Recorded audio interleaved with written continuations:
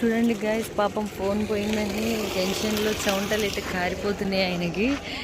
పాపం చూడండి, ఫేస్ అంతా చెమటలతో నిండిపోయింది.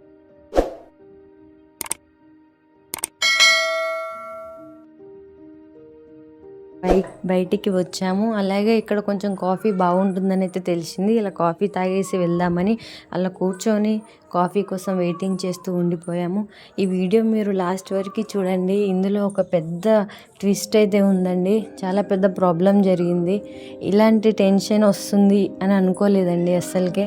ఆల్రెడీ మీరు థంబ్నెయిల్ చూసే ఉంటారు. అసలు ఏం జరిగింది అనేది మీకు అర్థమైపోతుంది.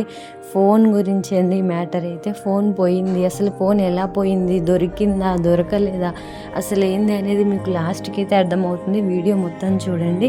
ఇక్కడ నుంచి అయితే మనం తొందరగా కాఫీ తాగేసి మనం లాస్ట్ వరకు అయితే వెళ్దాము. చూడండి ఎంత హ్యాపీగా ఉన్నాము. మనకు తెలియదు కదా ఇలాంటి ఇన్సిడెంట్ కూడా జరుగుతుందని. ఏదైనా జరిగితే మనకు అనుకోకుండా తెలియకుండానే జరుగుతాయి. సో అలా అయితే అయ్యింది. సో వీడియో లాస్ట్ వరకు అయితే ఉండండి. ఇంకా సబ్స్క్రైబ్ చేసుకొని వాళ్ళు ఎవరైనా ఉంటే ప్లీజ్ ఒకసారి బ్యాక్ వెళ్ళి సబ్స్క్రైబ్ చేసుకొని వచ్చి లైక్ ఇచ్చి వీడియోని పూర్తిగా చూస్తారని అనుకుంటున్నాను.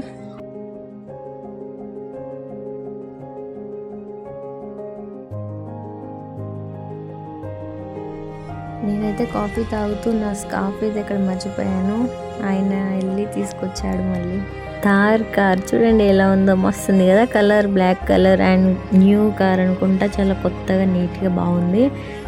కార్ అయితే మంది కాదులేండి, దాని పక్కన ఉన్న బైక్ మంది. చాలా స్పెషల్ బైక్, చూసేయండి. ఇది మన బైక్.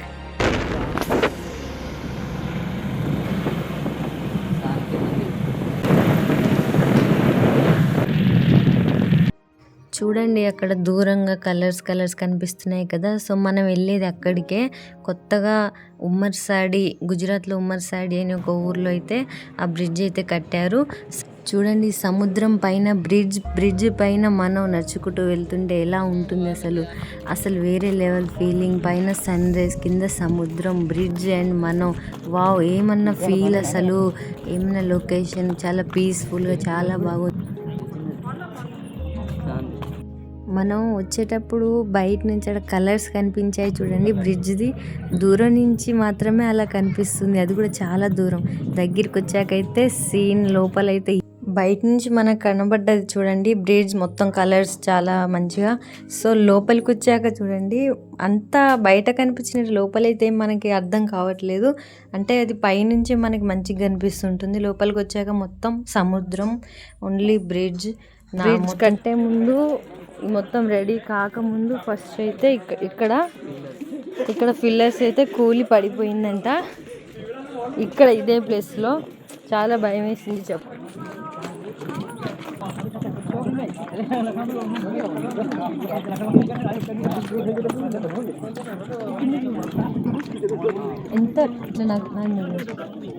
ఎంత కిందికి ఉందంటే ఇంత హైట్ చాలా తక్కువ ఉంది. కింది చిన్నపిల్లలు అయితే కింద పడిపోయే అవకాశం కూడా ఉంది. చాలా డేంజర్ ఉంది. ముందు ఇక్కడ పబ్లిక్ 1% కూడా కనపడేవారు కాదంట. బీచ్ ఎలా కనిపిస్తుందో ఇప్పుడు మనం అక్కడి నుంచి నడుచుకుంటూ అయితే బీచ్ దగ్గరికి అయితే వచ్చేసాము. పబ్లిక్ చూడండి అసలు ఎంత సైలెంట్గా ఉందంటే ఈ ప్లేస్. ఇక్కడ అసలు ఆ బ్రిడ్జ్ లేకపోతే ఎవరు వచ్చేవారు కాదు కావచ్చు. బ్రిడ్జ్ కోసం అయితే ఇంతమంది వచ్చారు. ఇప్పుడు